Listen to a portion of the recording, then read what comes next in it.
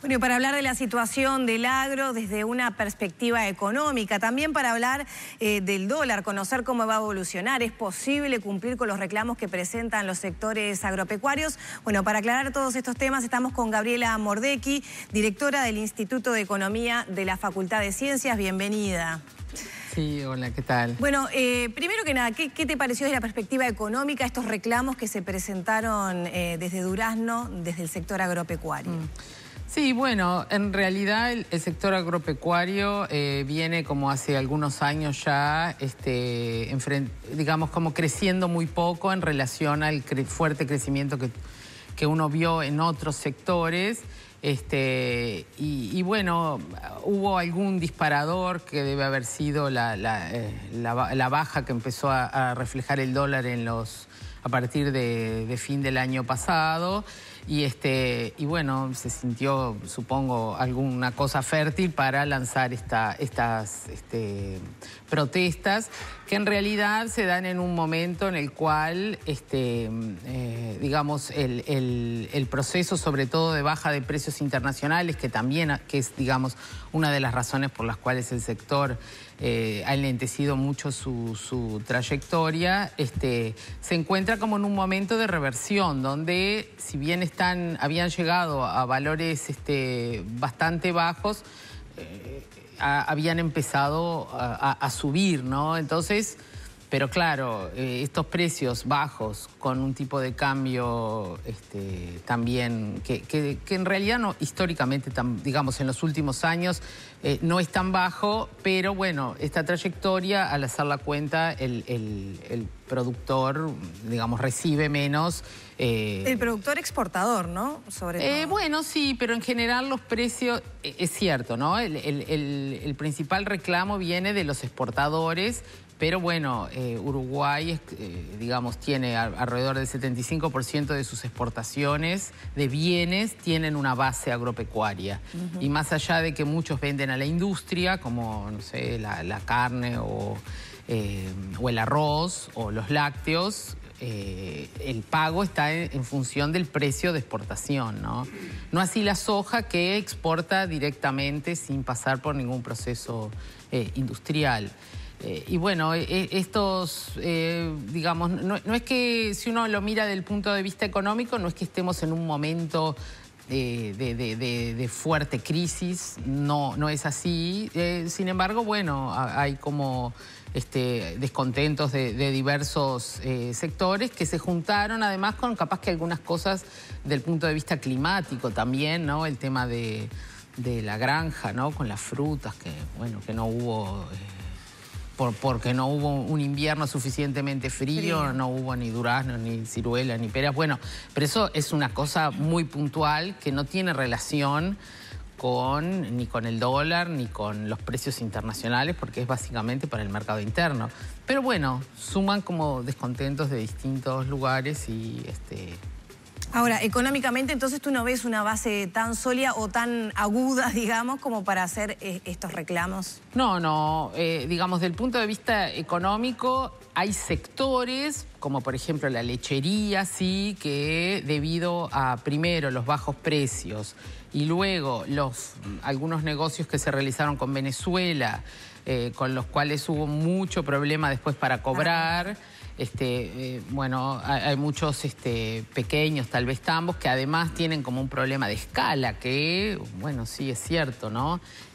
No es eficiente, entonces si los precios no son suficientemente elevados, no es rentable ese tipo de producción. Ese sector sí tuvo como unas circunstancias muy especiales, pero, por ejemplo, la industria frigorífica, la carne, las exportaciones, los precios están subiendo ahí, como que no hay mayores problemas, y ese es, como digamos, desde el punto de vista agropecuario, el sector más importante. Del punto de vista de la agricultura, bueno, está... ¿no? La soja el año pasado tuvo una zafra récord por cuestiones climáticas también. Si bien los precios no son tan atractivos como eran en años anteriores, entonces, bueno, bajó la cantidad de área sembrada. pero digamos, tampoco es que estén enfrentando una crisis, digamos, en especial, porque como decía, estamos en un momento en el cual los precios comienzan a recuperarse y digamos, la demanda también de China, que bueno, es el principal, por ahora se mantiene bastante buena. Cerró el crecimiento del año China con una tasa superior al 6% y se proyecta que va a seguir creciendo, no tanto como en tasas del 10 no va a tener, pero bueno, son tasas iguales bien importantes, que para los alimentos va a seguir habiendo buena demanda. Expliquemos un poco el tema del dólar. Sí. A ver, hay una parte de estos productores que exigen, incluso se marcó, un dólar a 36 pesos. Sí.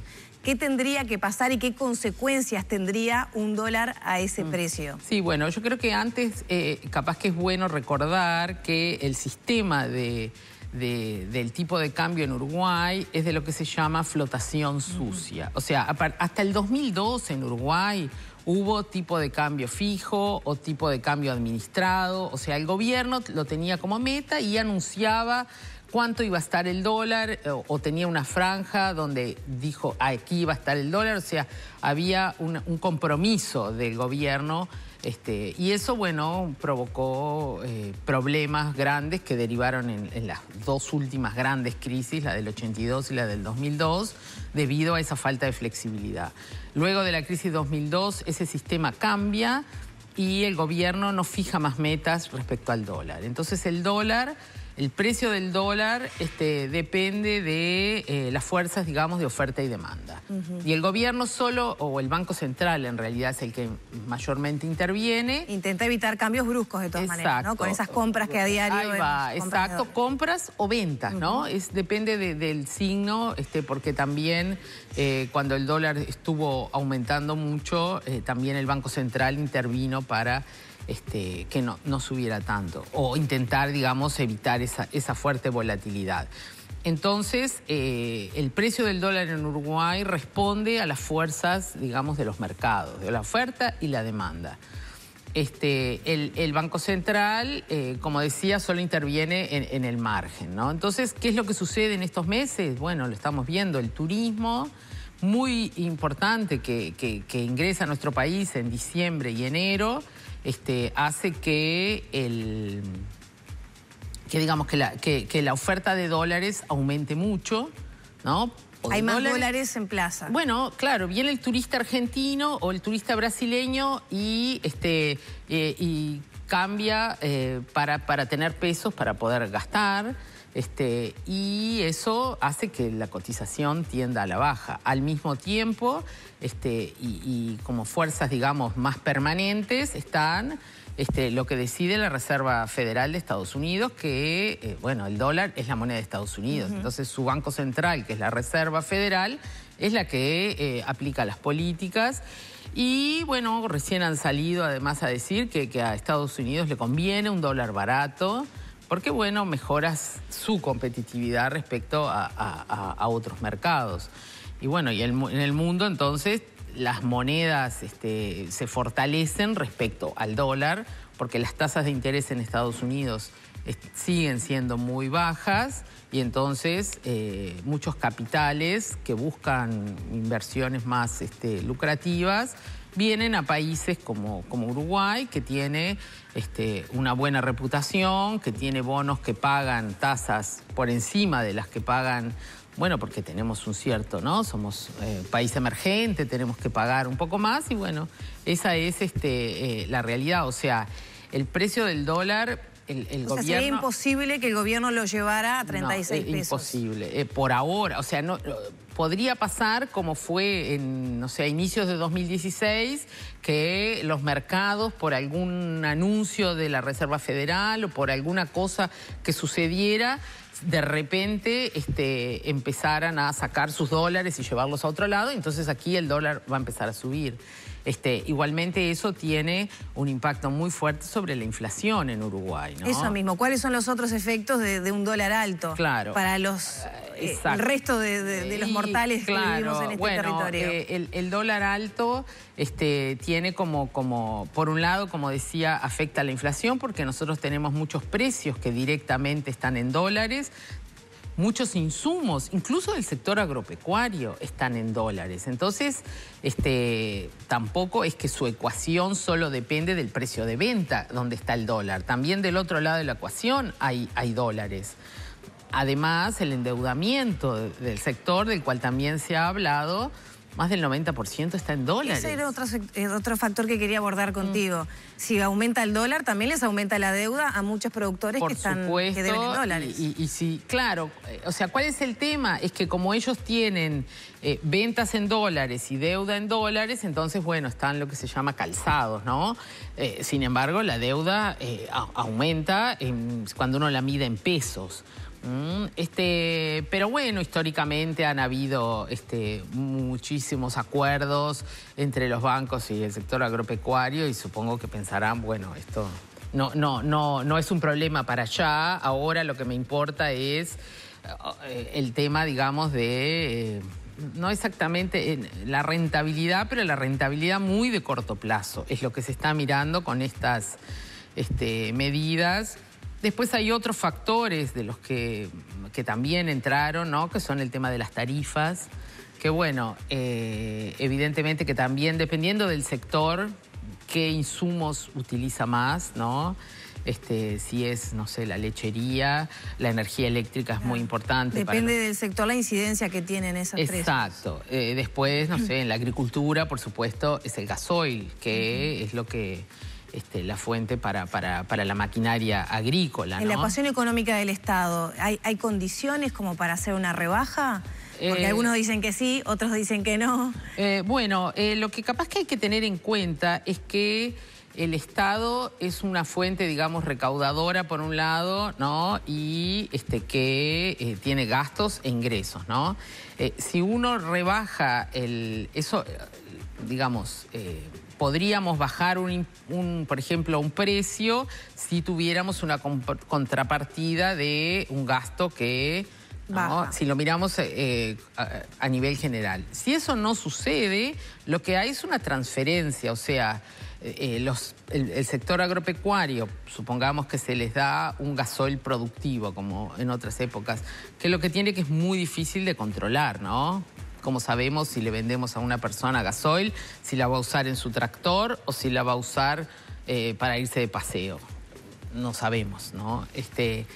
Pero lo que hay, en definitiva, es, como decía, una transferencia. O sea, si se les cobra menos a ellos, entonces, bueno, por otro lado, le van a cobrar más a otros.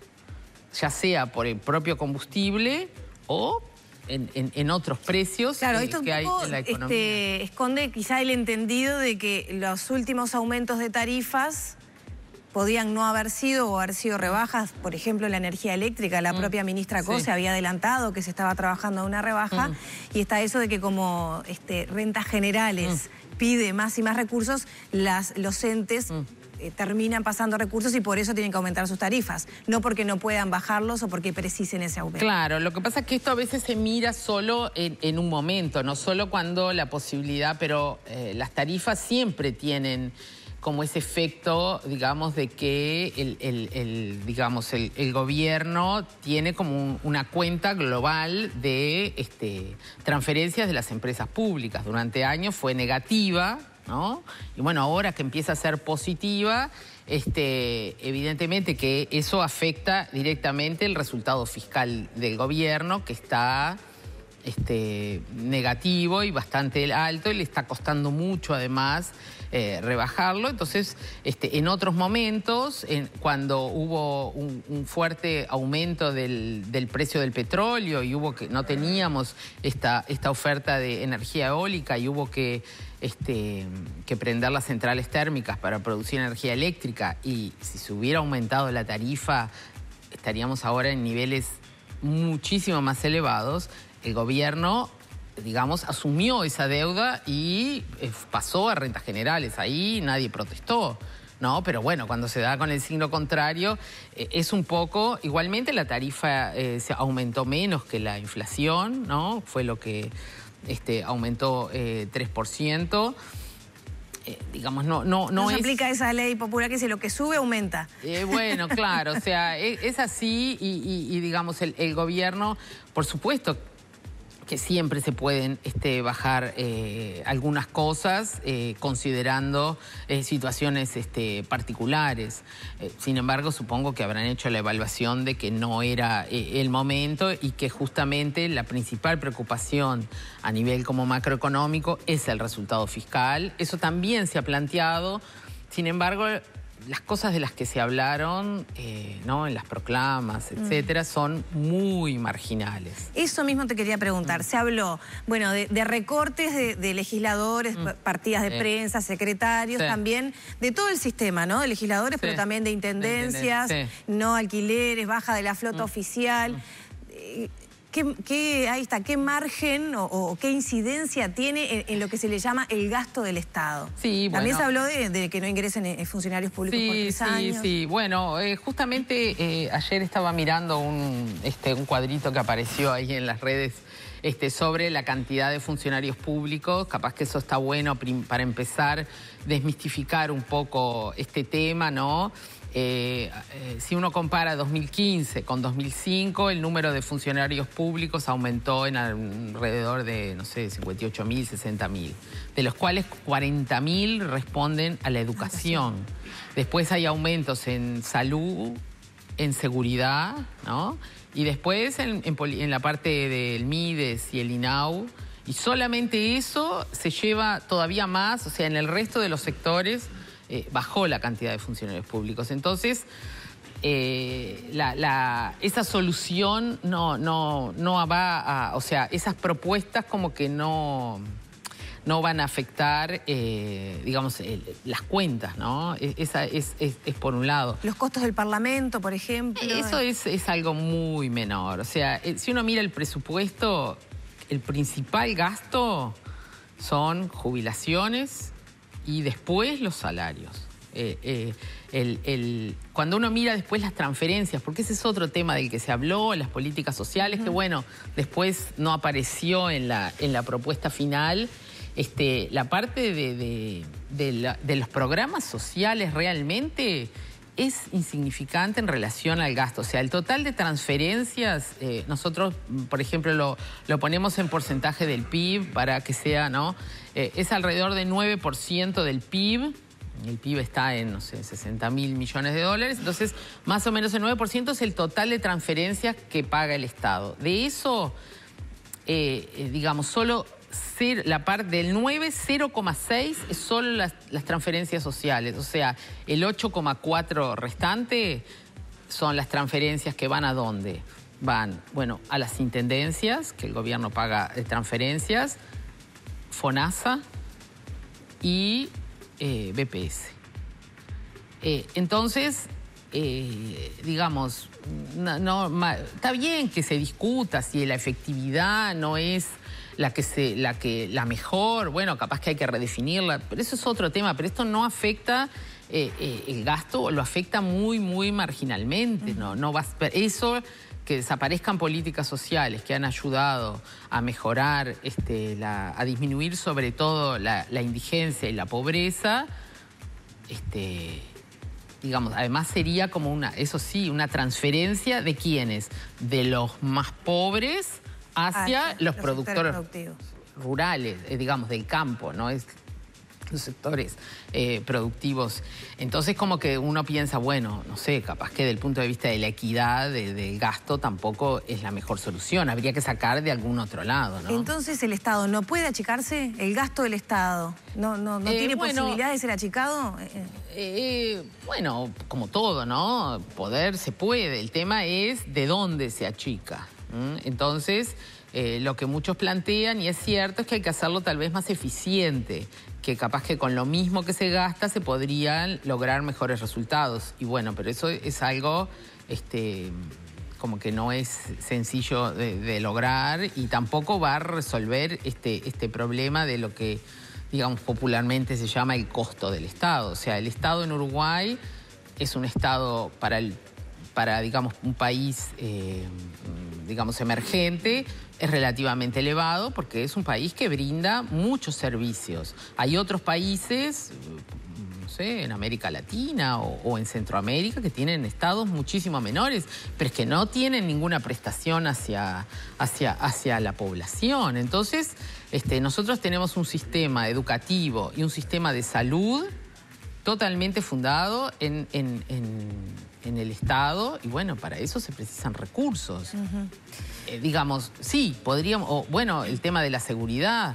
Es verdad que tal vez no se están logrando los resultados, o por lo menos no vamos a entrar en esa polémica, pero evidentemente que el Estado ha invertido muchísimo en nuevos, en los salarios de los policías, en cámaras, bueno, todas las cuestiones más tecnológicas que apoyan a la seguridad.